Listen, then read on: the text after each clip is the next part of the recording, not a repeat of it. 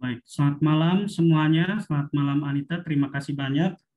Juga bagi para saudara dan saudariku yang baru bergabung dengan keluarga LPF, Love Praying Family. Ya, hari ini kita bersama-sama akan merenungkan tentang makna dari skapulir coklat dalam gereja, atau yang bisa disebut skapulir Karmel, ya, skapulir coklat. Untuk mengawali permenungan ini, saya ingin mengambil satu teks kitab suci yang hari ini teristimewa pada perayaan Hari Raya Santa Perawan Maria dikandung tanpa noda atau Maria Immaculata. Kita akan membaca Injil Lukas bab 1 ayat 26 sampai 38. Saya memang tidak taruh di dalam slide PowerPoint saya, tetapi saya akan membacakannya. Lukas bab 1 ayat 26 sampai 38. Dalam bulan yang ke-6, Allah mengutus malaikat Gabriel ke sebuah kota di Galilea bernama Nazaret kepada seorang perawan yang bertunangan dengan seorang bernama Yusuf dari keluarga Daud. Nama perawan itu Maria. Ketika masuk ke rumah Maria, malaikat itu berkata, "Salam, hai engkau yang dikaruniai, Tuhan menyertai engkau." Maria terkejut mendengar perkataan itu, lalu bertanya di dalam hatinya, apakah arti salam itu? Kata malaikat itu kepadanya, "Jangan takut hai Maria, sebab engkau beroleh kasih karunia di hadapan Allah. Sesungguhnya engkau akan mengandung dan akan melahirkan seorang anak laki-laki, dan hendaklah engkau menamai dia Yesus. Ia akan menjadi besar dan akan disebut anak Allah yang Maha Tinggi. Dan Tuhan Allah akan mengaruniakan kepadanya tahta Daud bapa leluhurnya. Ia akan menjadi raja atas kaum keturunan Yakub sampai selama-lamanya, dan kerajaannya tidak akan berkesudahan." Kata Maria kepada malaikat itu, "Bagaimana hal itu mungkin terjadi karena aku tidak bersuami?" Jawab malaikat itu kepadanya, "Roh Kudus akan turun atasmu, dan kuasa Allah yang Maha Tinggi akan menaungi engkau. Sebab itu, anak yang akan kau lahirkan itu akan disebut kudus, anak Allah. Dan sesungguhnya Elisabet sanakmu itu, ia pun sedang mengandung seorang anak laki-laki pada hari tuanya, dan inilah bulan yang ke-6 bagi dia yang disebut mandul itu. Sebab bagi Allah tidak ada yang mustahil." Maka kata Maria, "Sesungguhnya aku ini adalah hamba Tuhan, terjadilah padaku menurut perkataanmu itu." Lalu malaikat itu meninggalkan dia. Saudara dan saudariku yang terkasih, dari teks Injil Lukas tadi saya ingin memulai untuk permenungan kita pada malam hari ini berhubungan dengan Hari Raya Maria Immaculata atau Maria dikandung tanpa noda. Saya ingin mengajak kita semua untuk merenungkan atau merefleksikan kaitannya atau hubungannya dalam karya keselamatan. Maria yang dikandung tanpa noda mengambil peran sangat penting dalam sejarah keselamatan. Seperti yang kita tahu, sepanjang hari ini kita merefleksikan bagaimana peran itu dimulai oleh persetujuan Maria ketika malaikat datang. Tuhan telah mengaruniakan kepada Maria rahmat yang berlimpah.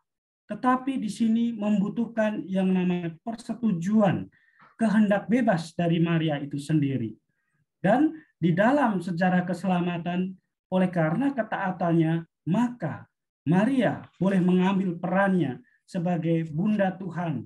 Dan Yesus pun di akhir hidupnya menyerahkan Maria kepada gereja untuk menjadi ibu, pembimbing, pelindung, dan juga bahkan pengajar, seperti dalam permenungan yang pernah saya bawakan di LPF juga tentang Maria sebagai guru doa, sebagai guru iman. Ya, Maria yang mengajar, mater et magistra, ibu sekaligus sebagai pengajar atau pembimbing, pendidik.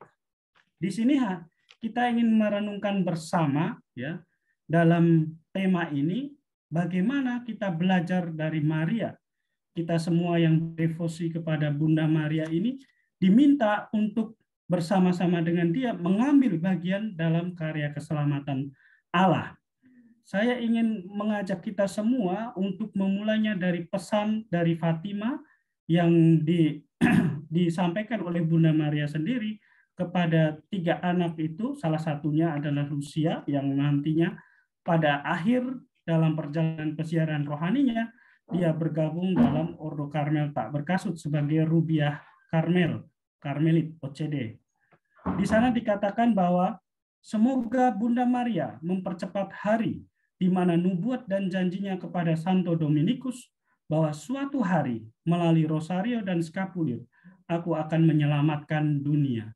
Karya keselamatan yang diambil oleh Maria, Maria mengambil bagian dalam karya keselamatan itu juga diteruskan, diwariskan kepada putra dan putrinya melalui 2 hal. Telah disampaikan kepada Santo Dominikus. Yang pertama adalah dengan rosario suci. Rosario sebagai sarana keselamatan, senjata untuk melawan kejahatan, dan seperti yang pernah kita renungkan bersama, bagaimana pada bulan Oktober kemarin itu, ketika kita merayakan Ratu Rosario, Maria Ratu Rosario itu, kekuatan doa dari Rosario itu yang mengalahkan kejahatan, bahkan melindungi gereja dari serangan musuh. Dan juga selain rosario ada sarana lain, yaitu skapulir Karmel, skapulir coklat. Nanti pertanyaannya, kenapa bukan skapulir-skapulir yang lain? Nanti ada sejarah singkatnya. Next, Pak Kusnen. Skapulir coklat itu adalah sebenarnya adalah sebuah devosi, ya, devosi hening, ya. Sejarah singkatnya, kita mungkin pernah mengetahuinya atau pernah mendengar bahwa skapulir ini dikaitkan dengan penampakan Bunda Maria pada tanggal 16 Juli tahun 1251 kepada salah satu Jenderal Ordo Karmel waktu itu bernama Santo Simon Stock yang menjanjikan perlindungan bagi siapa saja yang mengenakan skapulir Karmel itu. Gambarnya itu saya pasang di slide sebelah itu, ya. Itu istilahnya rekonstruksi gambar ketika menerima visi bahwa Maria mengenakan memberikan skapulir Karmel sebagai tanda perlindungannya. Dengan skapulir coklat itu, semua orang yang mengenakannya diminta untuk hidup di dalam keutamaan Maria. Maria berkata demikian, hoc erit tibi et cunctis Carmelites privilegium in hoc habitu moriens salvatur. Ini akan menjadi hak istimewa bagimu dan bagi semua orang Karmelit. Jadi semua orang Karmelit itu artinya bukan hanya merujuk pada semua anggota Ordo Karmel, tetapi kepada semua orang yang berafiliasi atau yang mengenal atau yang ingin berbagi warisan rohani ini, mengambil bagian dalam warisan rohani ini bersama dengan Ordo Karmel secara keseluruhan, ya. Dan bagi semua orang Karmelit bahwa siapapun yang meninggal dalam kebiasaan ini akan diselamatkan. Lalu sejarah ketika orang ya mulai mengenal para saudara dari Gunung Peran Maria dari Gunung Karmel ini yang terus ya mewartakan. Jadi ini sebelum warta di Fatima, tapi sudah dari awal ketika Ordo Karmel berpindah dari Tanah Suci Palestina, ya, dari Israel, dari Gunung Karmel ke Eropa karena situasi politik itu, maka di sana mereka mulai mewartakan tentang skapulir itu, tentang perlindungan dari Santa Perawan Maria itu dengan privilegium tadi atau kekhususan atau hak khusus yang diberikan oleh Bunda Maria kepada barang siapa yang mengenakan pakaian Karmel tadi atau skapulir coklat tadi. Maka di sana terbentuklah suatu konfraternitas atau persaudaraan skapulir.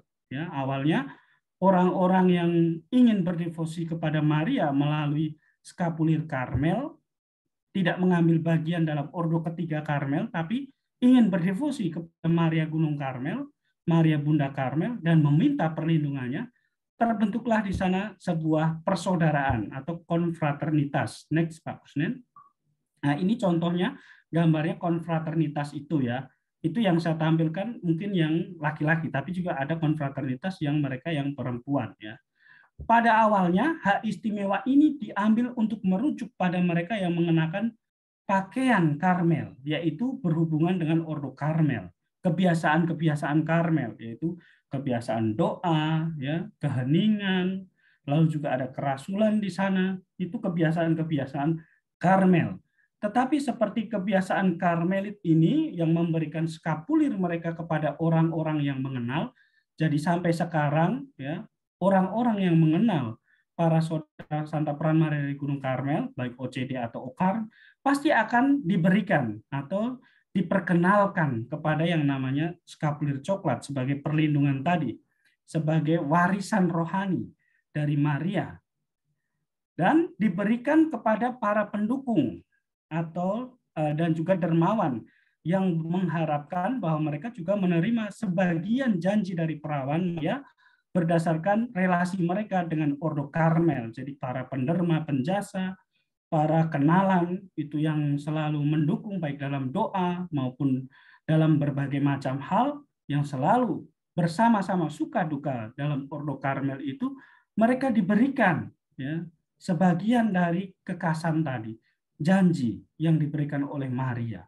Dalam suatu buku yang ditulis yaitu riwayat hidupnya Santa Teresa dan juga dalam pendirian biara-biara, bagaimana janji ini digenapi setiap saat ketika orang yang membantu para biarawan atau biarawali Ordo Karmel. Pernah suatu saat ketika Santa Teresa mau mendirikan satu biaranya, biara pembaharuan, biara OCD untuk para rubiah Karmel, itu dia tidak menemukan tempat dan memang kesulitan dana yang luar biasa karena Santa Teresa juga tidak memiliki apa-apa. Dia hanya digerakkan oleh Tuhan untuk mendirikan di kota ini atau kota itu.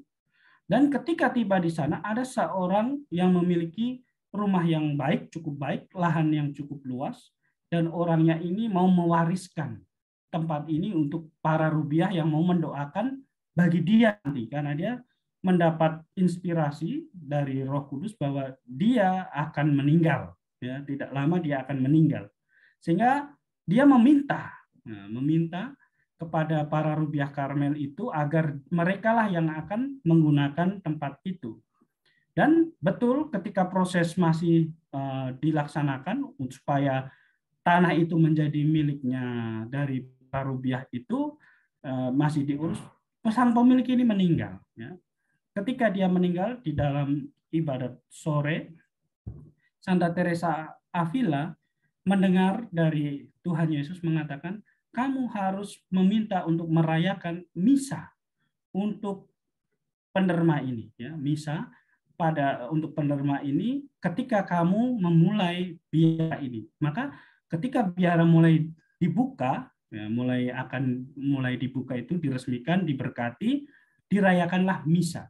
Dan pada saat itulah ketika misa itu dirayakan, Santa Teresa dalam visi melihat jiwa dari penderma ini langsung terangkat ke surga, langsung masuk ke dalam kebahagiaan surgawi, ya, dengan wajah yang berseri, yang senang. Dia mengucapkan terima kasih kepada Santa Teresa karena sudah melaksanakan seperti apa yang dikehendaki oleh Tuhan itu, dan akhirnya membawa keselamatan bagi jiwanya. Ini adalah peristiwa, sebagian kecil peristiwa dari apa yang ya dialami atau dijanjikan di dalam privilegium tadi, ya, tentang Ordo Karmel tadi. Lalu selanjutnya dalam konfraternitas ini, konfraternitas ini lebih bercirikan devosan atau devosi, ya, orang-orang yang ingin sungguh-sungguh membaktikan diri kepada Santa Peran Maria dari Gunung Karmel. Popularitas dari devosi ini semakin menyebar dan akhirnya menginspirasikan kongregasi-kongregasi atau ordo-ordo lain, ya, ordo-ordo lain yang ingin juga membagikan karisma rohani mereka kepada para saudara dan saudari yang bergabung di dalam ordo itu. Misalnya di sana ada Servites itu para saudara Santa Perawan Maria yang berduka cita, ordo para hamba Maria yang berduka cita, ya, OSM itu sampai sekarang masih ada. Itu mengenakan skapulir hitam duka cita Maria, ya, di sana. Itu ada konfraternitasnya juga. Lalu di situ juga ada Trinitarians, ordo dari Tritunggal Maha Kudus. Itu juga mengenakan. Dan yang terkenal juga adalah skapulir dari Santo Mikael. Ordo Santo Mikael itu. dia juga mengenakan skapulir. Lalu Mercederia, ya, Mercederia juga memiliki skapulir putih. Jadi di dalam gereja ada skapulir-skapulir itu banyak sekali. Tetapi yang paling tua menurut dokumen sejarah gereja adalah skapulir Karmel, ya, tahun 1200 tadi. Maka di sana ciri khas dari skapulir Karmel ini tidak hilang meskipun banyak skapulir-skapulir yang lain. Dari abad ke abad, dari masa ke masa, bahkan sampai nanti ketika kita omong tentang penampakan di Fatima, di sana kita melihat, ya, melihat bahwa Bunda Maria ketika penampakan yang terakhir juga memerintahkan tadi seperti di awal yang saya tampilkan tadi, bahwa meminta semua orang untuk mengenakan itu. Karena itu adalah sarana perlindungan, sarana keselamatan. Selain juga rosario dalam peperangan melawan kejahatan. Baik, next Pak Kusnen. Ini sudah Pak Kusnen, sudah. Skapulir coklat dalam gereja, ya. Di dalam gereja, skapulir coklat ini, ya, skapulir ini telah diterima secara resmi melalui proses yang panjang tentunya. Tidak mudah karena gereja itu sangat hati-hati dengan yang namanya ajaran. Ya, tidak sembarang itu segala sesuatu bisa diterima di dalam gereja. Dalam berbagai kesempatan, banyak orang, banyak para teolog juga meragukan tentang keabsahan atau tentang kebenaran dari skapulir ini. Oh, ini jangan sampai hal-hal yang mengundang tahayul misalnya, gitu. Seperti orang berpikir, oh ini mungkin ini barang-barang gaib misalnya, perlindungan dalam arti magic, ya. Jangan sampai orang tersesat di sana. Tetapi para Karmelit secara konsisten tetap membela tentang warisan rohani ini. Ini bukan barang-barang ajaib yang ketika orang pakai otomatis akan mendatangkan sesuatu, ya, memberikan sesuatu, atau melindungi sesuatu. Ya. Kalau Tuhan berkenan, maka akan terjadi mujizat-mujizat itu. Tapi kalau Tuhan tidak berkenan, ya memang mujizat itu tidak akan terjadi. Hanya di balik mengenakan skapulir ini, ada makna yang lebih dalam di dalamnya. Dan gereja menerima hal itu. Karena di dalam gereja itu ada doktrin tentang skapulir Karmel ini, yaitu sebagai tanda yang kaya makna, ya, tanda yang kaya makna, tanda kehadiran Maria sendiri yang tenang, yang memberikan kedamaian. Karena melalui janji itu ketika orang memegang janji itu dan berdevosi di sana, orang yang pertama-tama akan menemukan ketenangan batin. Karena mereka tahu bahwa setiap orang yang mengenakan skapulir Karmel itu dilindungi dan didampingi oleh Santa Perawan Maria. Sebagai tanda kehadiran Maria yang tenang, karena skapulir adalah devosi yang hening, tidak ada doa yang harus diucapkan, doa khusus. Skapulir tidak ada, ya. Adanya doa kepada devosi kepada Santa Perawan Maria dari Gunung Karmel. Maka kita harus bedakan antara tadi, ya, devosi dan sarana. Skapulir itu sarana, devosinya itu adalah kepada Maria, dan secara teologis devosi itu sudah dirumuskan di dalam gereja tentang devosi kepada Bunda Maria, penghormatan kepada Santa Perawan Maria. Dan oleh karena itu dikatakan bahwa devosi ini hening. Tapi maksudnya bagaimana? Berarti kalau kita pakai tidak usah doa apa-apa. Justru di dalam, ya, keheningan itu kita diajak untuk menggapai yang namanya hidup kontemplatif, ya, hidup kontemplatif. Santa Teresa mengatakan demikian. Kita yang mengenakan pakaian dari Santa Perawan Maria dari Gunung Karmel, ya, diminta atau dituntut untuk hidup, ya, di dalam doa dan kontemplasi. Jadi ketika kita mengenakan itu, sarana rohani itu, kita diminta untuk hidup di dalam keheningan, dalam doa dan kontemplasi. Maka skapulir itu akan memberikan daya rahmat yang luar biasa ketika orang memahami dulu apa yang ia kenakan. Apa yang sedang ia kenakan. Apa yang sedang ia percayai. Kadang orang hanya mengerti setengah-setengah, ya. Tidak artinya bahwa mengerti tidak secara keseluruhan. Hanya mendengar berita-berita mujizatnya mungkin, mengenal kegunaan-kegunaannya. Ya. Jadi kadang orang tidak sungguh-sungguh memahami apa yang sebenarnya sedang dia kenakan itu. Dan oleh gereja dipertegas bahwa kebaktian kepada Santa Perawan Maria, terutama kepada hati Maria tak bernoda itu dihidupi di dalam kehidupan menghidupi spiritualitas dari skapulir coklat ini. Ada 3 dorongan yang menjadi keutamaan dari orang-orang yang mengenakan skapulir ini. Yang pertama, dorongan untuk menjadi seperti Maria. Artinya orang yang mengenakan itu diminta untuk meneladani Maria dengan meniru kebajikan-kebajikannya. Di atas semuanya itu adalah kerendahan hati, kesucian, dan semangat doa. Itu maknanya. Jadi hening artinya tidak ada doa yang diucapkan. Seperti kalau kita pakai, lalu seperti ada mantra, kita doa. Kalau pakai ini harus doa 1 kali Bapa kami dan 3 kali Salam Maria, maka akan dilindungi. Tidak demikian. Tapi mengenakan skapulir artinya kita mengenakan Maria sendiri. Hidup seperti Maria, terutama meneladani kebajikan, kerendahan hati, kesucian, dan semangat doa. Ya. Lalu yang berikutnya adalah pengudusan diri. Ya. Ketika kita mengenakan skapulir Karmel, kita diminta untuk berjalan di dalam jalan pengudusan diri. Pengudusan diri melalui apa? Ketika kita mau menguduskan diri, doa, dan yang kedua adalah melalui sabda Tuhan. Dan juga yang berikutnya melalui sakramen pengakuan. Ketika orang mengenakan skapulir dan menghidupi sarana-sarana rohani yang telah diberikan di dalam simbol tadi, dalam skapulir tadi, maka orang akan memperoleh rahmat yang dijanjikan. Yang dikatakan oleh Santa Perawan Maria tidak akan menderita api kekal. Orang yang nanti akhir dari slide ini akan kita lihat bahwa di sana terlihat jelas bagaimana kebaktian itu menghadirkan atau membuat orang yang berbakti kepada Bunda Maria melalui skapulir Karmel tadi dibebaskan dari api kekal. Ya. Dan para Karmelit oleh gereja diberi wewenang untuk secara bebas berkhotbah kepada umat beriman bahwa mereka dapat dengan saleh percaya pada perantaraan yang kuat, pahala dan penderitaan perawan yang terberkati oleh jasa dari Bunda Maria, teladan hidupnya, dan tadi kekhususan yang diberikan tadi, maka kita semua bisa menggapai yang namanya rahmat keselamatan bersama dengan Maria.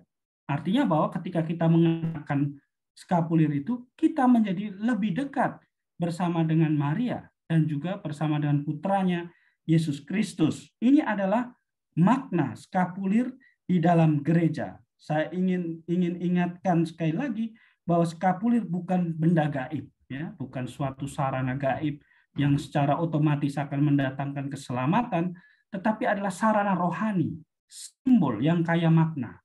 Ya. Di dalam bula yang ditulis oleh Paus Yohanes 22, ya dikatakan demikian.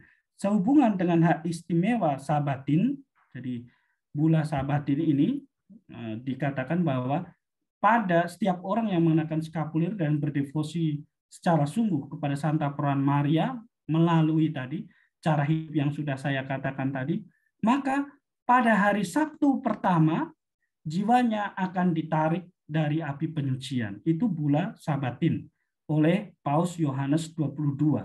Ini kekhususan yang diberikan kepada Ordo Karmel. Ya. Ini pengakuan dari gereja. Paus Yohanes 22 mengatakan bahwa sesungguhnya dengan hak istimewa Sabatin yang dijanjikan bahwa seseorang akan dibebaskan dari api penyucian pada hari Sabtu pertama setelah kematiannya.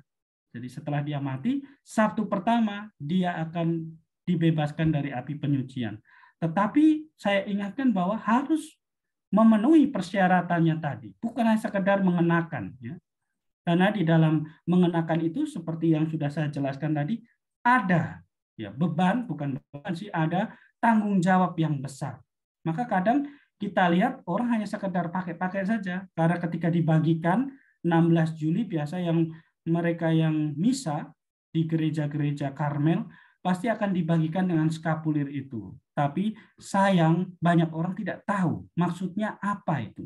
Meskipun Di dalam kotak atau di dalam plastik dari itu, bungkus dari skapulir itu ada doa devosi, tetapi yang dimaksudkan bukan hanya berdoa itu. Ada tanggung jawab yang besar ketika orang sungguh-sungguh mau mengenakan Maria di dalam hidupnya. Tanggung jawab itu seperti tadi yang sudah saya jelaskan. Lalu makna skapulir pada awalnya, ya. Skapulir coklat sebagai kuk Kristus. Jadi waktu hari kemarin beberapa atau 2 hari yang lalu bacaan Injil mengatakan bahwa marilah datang kepadaku engkau yang letih lesu dan berbeban berat, maka aku akan memberikan kelegaan. Pikulah kuk yang kupasang, ya, karena bebanku itu ringan. Kuk itu artinya dalam tanda kutip seperti salib Kristus. Ya, setiap orang yang mengenakan skapulir sebenarnya mengenakan salib Kristus sendiri atau tanggung jawab itu. Sebelum skapulir ini diasosiasikan atau artinya dihubungkan dengan peranan Maria tadi tahun 1200 tadi, ya, sebelumnya orang sudah mengenakan skapulir, para biarawan, para pertapa sudah mengenakan skapulir, tetapi maknanya adalah sebagai salib Kristus atau kuk atau beban dari Kristus. Bahkan di dalam Ordo Karmel sendiri, para pertapa dari Gunung Karmel dalam aturannya sangat jelas sekali untuk mengenakan skapulir itu di mana saja, ya. Baik waktu tidur, waktu bekerja, atau di mana saja. Karena skapulir itu sebagai kuk itu adalah tanda ketaatan. Dan ordo-ordo yang lain, seperti Benediktin dan yang lainnya juga mengenakan skapulir, Dominikan misalnya, itu mengenakan skapulir sebagai tanda ketaatan. Kuk itu adalah ketaatan. Seperti Yesus Kristus taat kepada Bapa dalam melaksanakan tugas perutusannya, demikian juga para religius, para pertapa, taat kepada Kristus melalui pemimpinnya. Maka ketika orang meninggalkan skapulir pada waktu itu, ya, melepaskan skapulir artinya dia adalah memberontak atau tidak taat kepada Allah sendiri melalui para pemimpinnya. Atau simbol ketika orang melepaskan itu tidak mengenakan skapulir, artinya simbol pemberontakan. Saya tidak mau tunduk kepada kekuasaan dari sang pemimpin, ya, tidak taat, mengkhianati kaul ketaatan. Itu adalah perspektif waktu itu. Dari abad ke-16 sampai Konsili Vatikan kedua, skapulir mendapat sambutan yang sangat hangat dari umat beriman dan mendapat persetujuan tunggal dari magisterium gereja.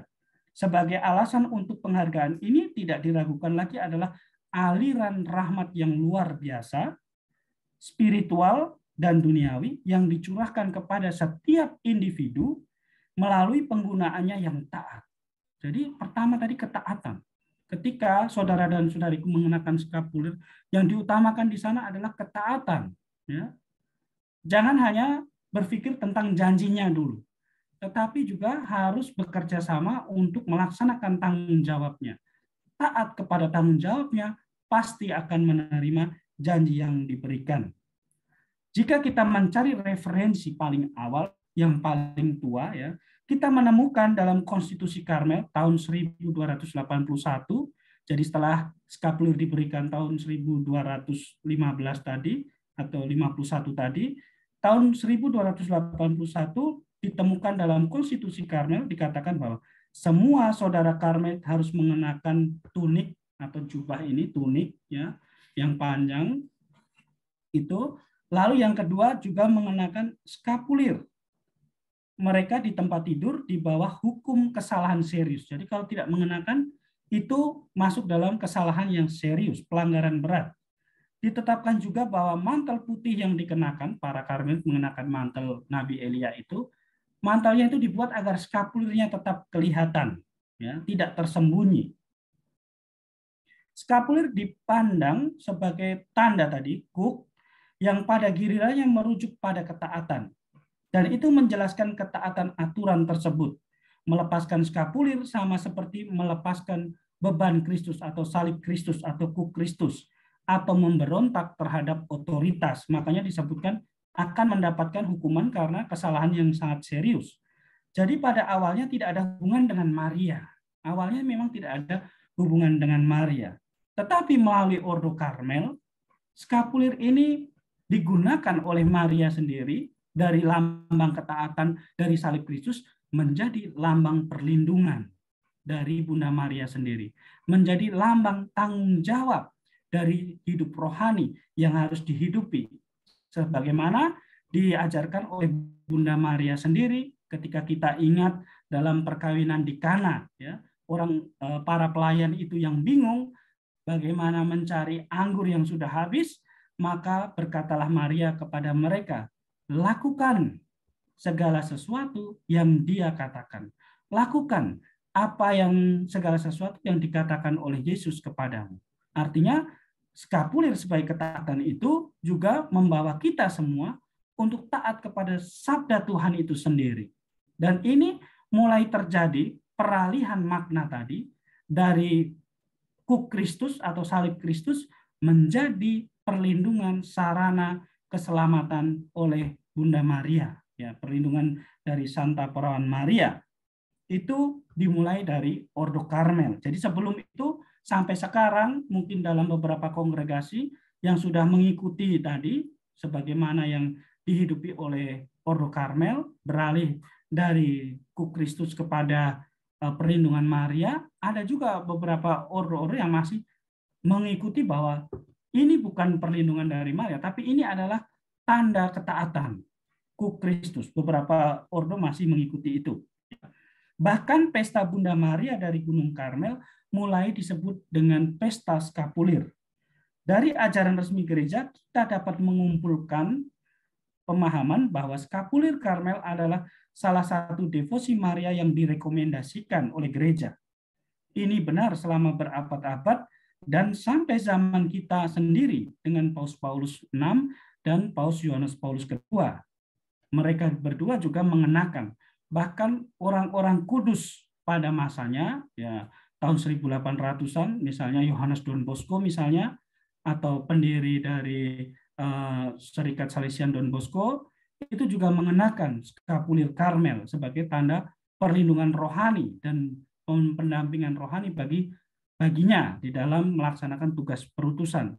Lalu juga dari para pendiri kongregasi lain, misalnya dari pendiri dari Redemptoris, ya, dari pendiri Redemptoris itu juga mengenakan skapulir. Bahkan Santo Yohanes Paulus II, sehingga sampai sekarang skapulirnya itu menjadi relikwi.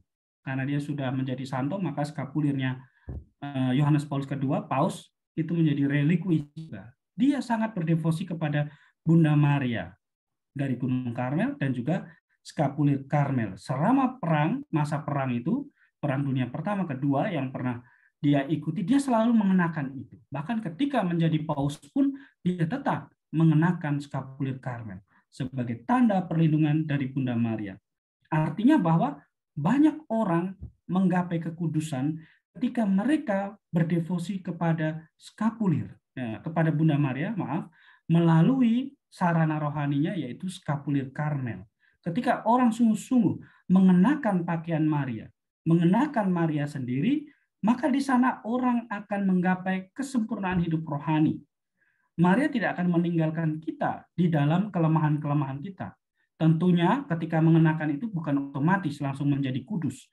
Tetapi di sana ada kesadaran nilai tanggung jawab, di mana kita diminta setiap hari tadi untuk melaksanakan yang namanya pengudusan diri. Next, Pak Kusnen. Lalu yang berikutnya adalah skapulir coklat dan api penyucian. Sangat menarik gambar ini adalah gambar dari gereja, ya, San Hieronymus di Meksiko, ya, tentang api penyucian dan skapulir. Di sana digambarkan di bagian bawah, kalau kita fokus pada bagian bawah, next Pak Kusnen, mungkin kita lanjut dulu di gambar berikutnya. Ini gambar lengkapnya ya, panelnya yang ada di sana. Di bagian bawah itu adalah deretan ya para bangsawan, raja, lalu juga ada uskup dan juga ada paus di sana. Lalu di situ mereka semua mengenakan skapulir. Dan ada malaikat yang membawa bula tadi dari Paus Yohanes 22 tadi, bula sabatikal yang mengatakan bahwa setiap orang yang mengenakan skapulir itu akan diselamatkan pada Sabtu pertama dari hari kematiannya. Ya, di situ tangan paus itu memegang malaikat untuk diangkat, ditarik. Dan di dalam panel itu terlihat di sana visi di atas yang menjadi perantara keselamatan. Di atasnya itu Tritunggal yang Maha Kudus dengan para malaikat, lalu ada Bunda Maria, ada Santo Yosef, dan juga ada Santa Teresa dari Avila yang sangat berdevosi kepada Bunda Maria dan juga Santo Yosef tadi. Nah, mereka ini adalah sarana-sarana penyalur keselamatan tadi yang di bawahnya membawa sarana rohani itu kepada semua orang yang ada di api penyucian. Maka yang mau dikatakan dalam panel ini adalah bahwa melalui devosi kepada Santa Peran Maria yang telah disetujui oleh gereja tadi, orang dapat mencapai keselamatan. Jadi sangat bagus sekali kalau mengunjungi gerejanya di Meksiko. Panel ini sudah sangat tua ya, sudah sangat tua dan ditemukan kembali lalu difoto ya menjadi arsip dokumen tadi. Gagasannya adalah demikian, gagasan tentang api penyucian yang pada waktu itu ditolak oleh para reformis atau reformator dari gereja yang kita kenal, gereja Lutheran, gereja Calvinis, dan lain sebagainya, gereja Protestan, itu semakin dihayati dan dihidupi oleh umat beriman. Ya. Khususnya para devosan. Bahwa apa yang diwahyukan oleh Tuhan melalui magisterium suci, kitab suci, di dalam kehidupan gereja Katolik, ya, itu di sana itu sungguh-sungguh nyata. Dan kalau orang meninggalkan sarana-sarana rohani ini, orang tidak akan bisa menggapai keselamatan. Ya. Maka sangat ironi dan sangat menyedihkan kalau orang tidak mau mengenakan sarana yang sudah Tuhan berikan. Dan sarana yang terakhir dalam pesan Fatima nanti kita akan dengar nanti adalah bahwa Tuhan memberikan Maria sendiri, ibunya, sebagai tanda dan sarana yang terakhir untuk menyelamatkan manusia. Di awal mula Tuhan sudah mengirim para nabi, bahkan mengirim putranya dalam kepenuhan waktu. Dan kemudian karena pemberontakan manusia itu, sebelum waktu penghancuran atau penghukuman, Tuhan masih memberikan lagi bundanya. Ya, hari ini kita pas memperingati Maria Immaculata, penampakan di Lourdes, ya, di Lourdes. Di sana Maria mengatakan, aku yang dikandung tanpa noda. Dogma itu pada waktu itu diragukan dan diserang oleh banyak hal. Ya, ketika dogma itu dimulai akan dipublikasikan, ditentang oleh para teolog dan lain sebagainya. Tetapi melalui penampakan di Lourdes, di sana ada penegasan sendiri dari Bunda Maria yang mau diberikan gelar sebagai aku yang dikandung tanpa noda. Dan waktu itu ya Bernadette tidak mengerti tentang bula itu karena hanya para teolog di Roma, ya, di Kuria Romana yang mereka yang mengetahui tentang dogma itu. Para imam paling kurang sudah mulai dengar-dengar dogma itu. Ya. Maka di sana ketika Bunda Maria menampakkan diri itu dan mengatakan aku yang dikandung tanpa noda, di sana menjadi seperti penegasan bahwa sungguh apa yang dipercayai oleh gereja adalah kebenaran. Dogma adalah salah satu dari kebenaran. Ya, kita mengakui tiga ya, dasar dari kebenaran iman, yaitu melalui kitab suci, magisterium, yaitu dogma-dogma itu, dan juga melalui yang namanya tradisi suci yang diturunkan, ya, yang tidak tertulis tapi diturunkan dalam ajaran-ajaran gereja. Itu adalah tentang skapulir dan api penyucian, ya, di sana.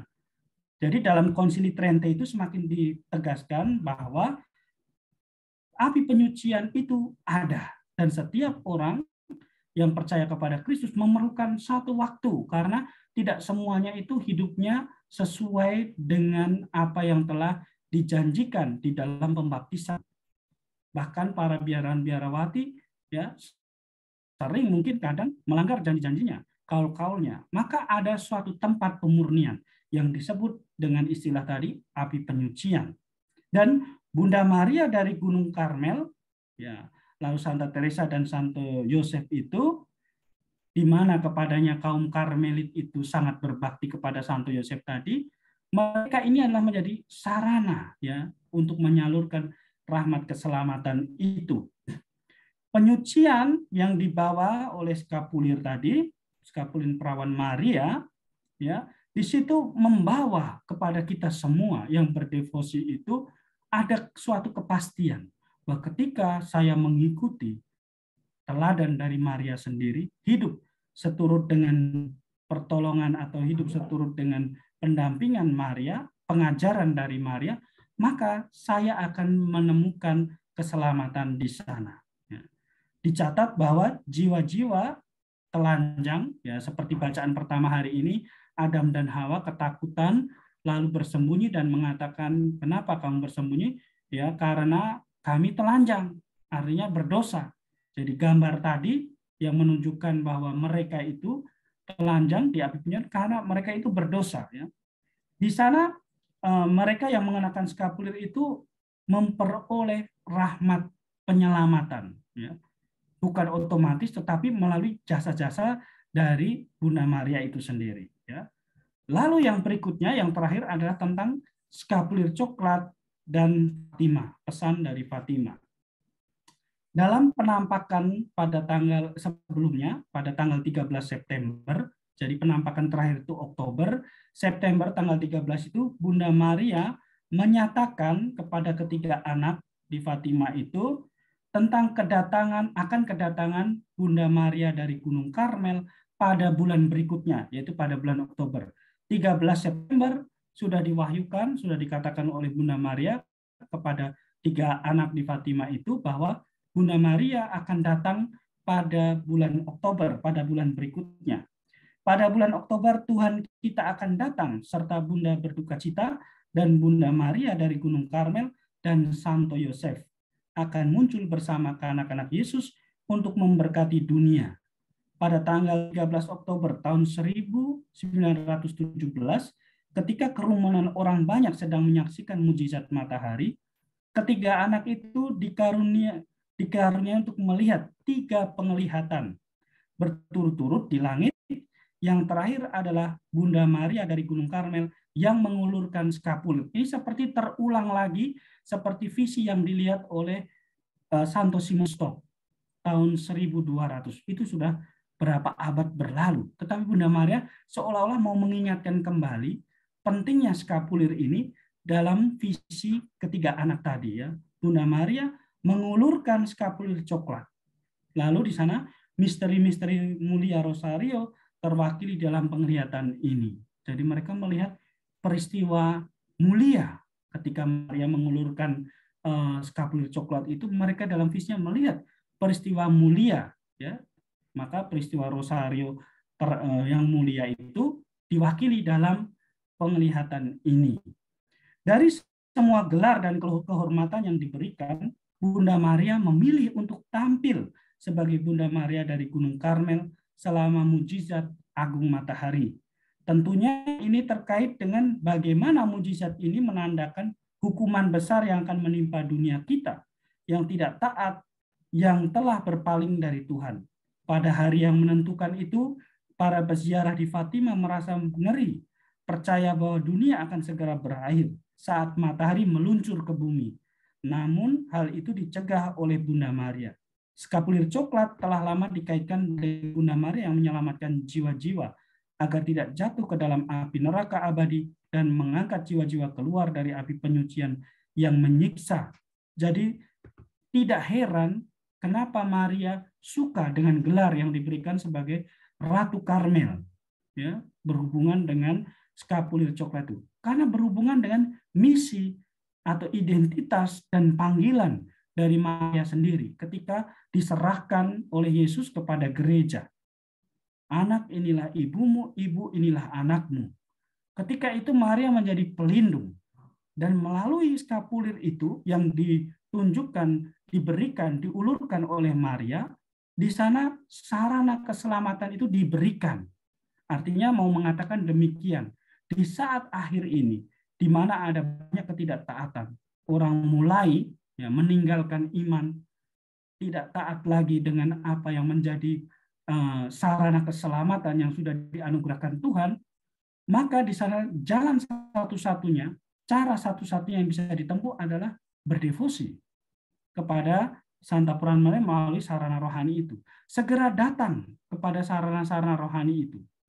Supaya kita tidak terbawa arus. Tadi dikatakan bahwa Bunda Maria menyelamatkan jiwa-jiwa agar tidak jatuh ke dalam api neraka. Orang yang mengenakan skapulir dengan pemahaman yang benar tidak akan jatuh ke api neraka. Artinya terbawa oleh arus tadi, ya, arus dunia, arus yang jahat.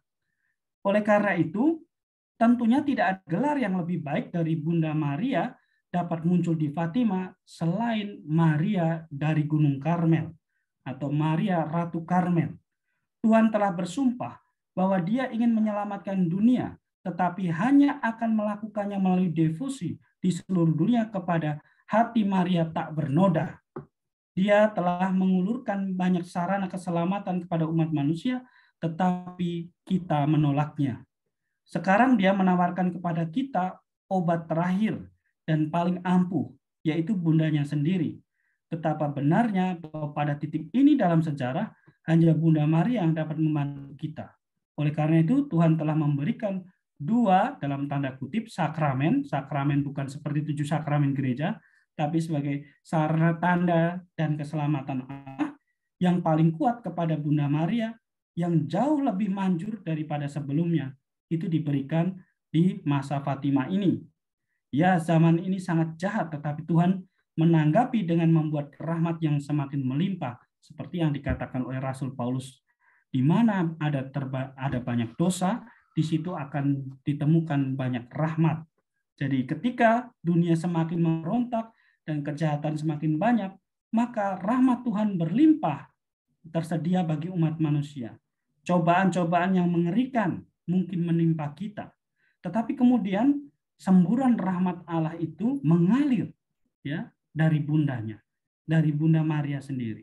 Pahala kehormatan yang lebih besar sampai selamanya juga menanti jiwa-jiwa yang setia. Oleh karena itu, marilah kita mengangkat rosario kita, pedang rohani. Ini pesan dari Fatima, ya. Marilah kita mengangkat rosario kita, pedang rohani yang ampuh dan bertempur melawan kekuatan dan kerajaan yang berkeliaran di dunia untuk mencari kehancuran jiwa-jiwa. Pedang rohani yang pertama rosario.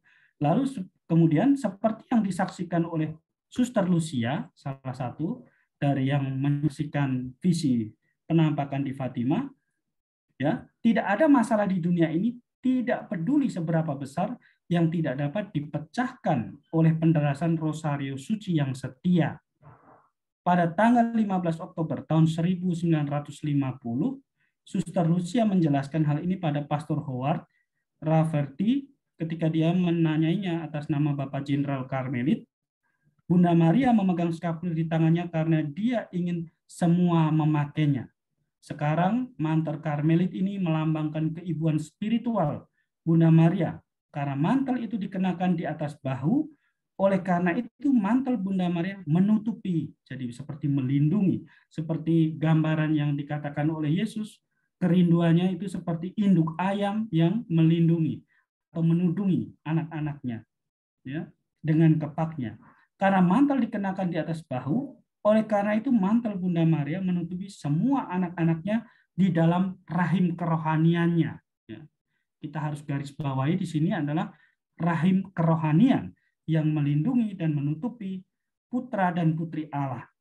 Marilah kita tetap teguh dalam devosi yang indah ini.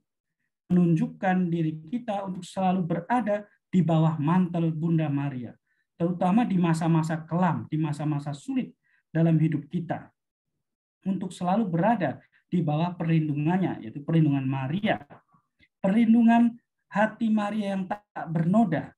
Semoga Bunda Maria mempercepat di mana nubuat dan janji Allah kepada Santo Dominikus, suatu hari melalui rosario dan skapulir aku akan menyelamatkan dunia.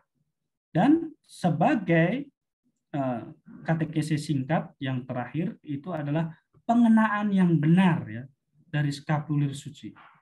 Kadang kita lihat ada yang taruh di tangan, itu kan mengandaikan bahwa itu seperti tadi, seperti ya orang pikir ini jimat perlindungan, ya, atau dipakai dengan peniti di baju, ditaruh di bawah jaket atau apa ya, atau digantung di kendaraan. Itu skapulir bukan untuk dipasang di tempat-tempat demikian. Skapulir dipasang di leher sebagai kuk tadi ya, sebagai mantel perlindungan Maria.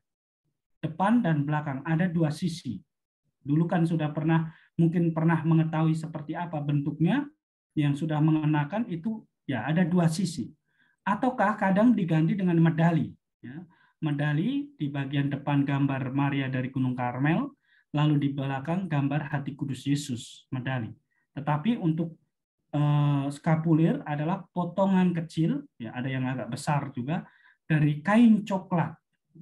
Lalu di situ biasa ada tulisan, ya, tulisan atau gambar. Atau kalau tidak polos, dua kain itu dihubungkan dengan dua utas tali, sehingga menjadi seperti celemek itu bagian depan dan bagian belakang. Itu ada dua sisi, ya, dipakaikan di leher, ya, di pundak, ya. Itu skapulir. Dan untuk memberikan itu juga ada ritusnya, ada pemberkatannya dulu. Harus diberkati skapulir, ya, baru diserahkan. Ini adalah pengenaan yang resmi, pengenaan skapulir yang resmi. Biasa dilakukan ketika pada tanggal 16 Juli, ketika merayakan Hari Raya Santa Perawan Maria dari Gunung Karmel.